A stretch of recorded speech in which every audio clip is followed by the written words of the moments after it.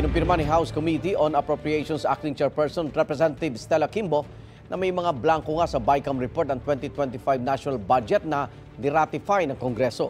Gayunpaman, sinabi ni Kimbo na tukoy na ang mga nakalaang pondo sa lahat ng items sa 2025 budget bago pa pinirmahan ng mga miyembro ng BICAM ang report.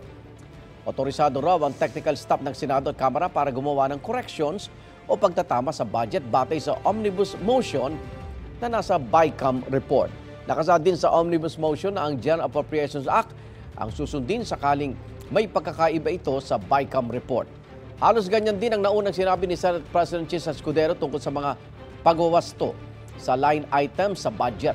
Git pa ni Kimbo, wala nang blanco sa enrolled bill o yung pinal na version ng 2025 budget kaya maituturing itong legal. Una, sinabi ni Executive Secretary Lucas Bersamin na walang blanco sa enrolled bill na pinirmahan ng Pangulo. Wala pong problema sa ating 2025 GAA. Legal siya. It is legal. It is fully enforceable. It is valid. Dahil po ang ating enrolled bill, ibig sabihin po ang General Appropriations Bill na nanggaling po sa Congress ay kompleto. Walang blank. Considered typographical error daw po yung pag-fill in the blanks ng mga amount? There are some na typographical error. Dahil yung iba doon ay makikita naman eh.